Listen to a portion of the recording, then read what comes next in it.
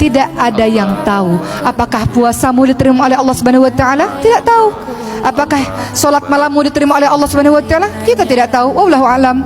Apakah hijrah kita diterima oleh Allah Subhanahu wa taala? Tidak tahu.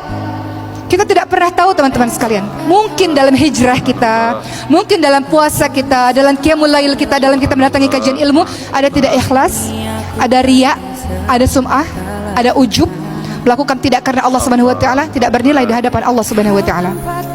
Di hari akhir nanti ada orang-orang yang mengatakan, "Ya Allah, selama di muka bumi ini saya berjihad di jalan-Mu Allah." Apa kata Allah? Engkau berdusta. Engkau melakukan syahid di mata para manusia hanya untuk mendapatkan pujian-pujian dari mata para manusia, maka masuk engkau ke dalam nerakanya Allah. Ada orang kedua mengatakan, "Ya Allah, selama di muka bumi ini aku baca Quran, aku belajar Quran." Kata Allah apa? Dusta, berbohong. Engkau baca Quran supaya engkau dinilai sebagai orang yang alim, orang yang berilmu, engkau dinilai sebagai qari, engkau dinilai sebagai orang yang pandai dan indah melantunkan ayat suci Al-Quran. Bohong, engkau melakukannya tidak karenaku.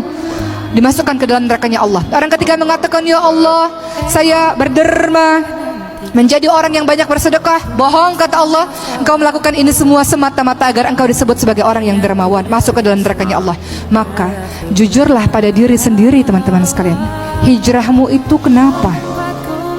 Hijrahmu itu karena Allah atau hanya karena ikut-ikutan, ngikutin tren?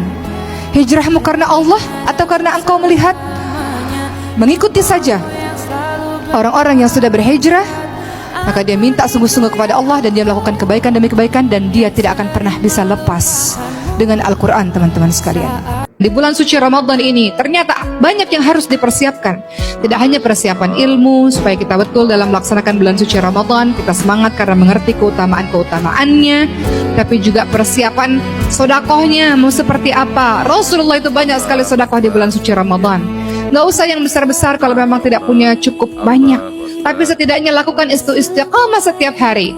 Saya punya seorang teman ketika bulan suci Ramadan, kerjaannya adalah beliau memasukkan 3 butir kurma saja ke dalam kantong plastik yang transparan dan dimasukkan gelas air mineral. Dan itu diberikan setiap hari menjelang berbuka puasa di jalan-jalan raya bagi orang-orang yang terjebak macet, bagi orang-orang yang tidak sampai ke rumah. Jadi mereka makan kurma itu dapat pahala kita.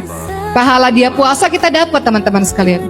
Jadi jangan menyia-nyiakan di bulan suci Ramadan, Qur'annya, tarawihnya sampai akhir ya teman-teman, sampai akhir. Kita tarawih jangan tengah-tengah berhenti kita pulang, sayang, nggak dapat pahala qiyamul lail semalaman penuh.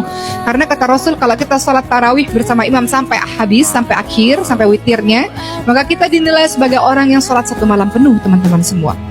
Jadi tarawihnya jangan sampai ketinggalan. Saya juga sudah berazam, kalaupun lagi safari dakwah misalnya nggak bisa berjamaah, ya sudahlah, nggak apa-apa sendiri. Yang penting nggak boleh tarawih itu ketinggalan.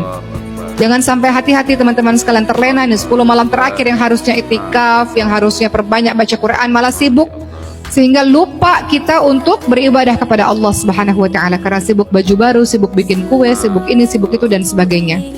Jadi pastikan di bulan suci Ramadan hati-hati dan sungguh-sungguh kita. Kenapa? Karena semua orang berlari menuju kepada Allah Subhanahu wa taala dengan persiapan-persiapannya. Persiapan apa? Persiapan ilmu, persiapan harta untuk bersedekah lebih banyak, persiapan ibadah supaya nggak kaget di bulan suci Ramadan.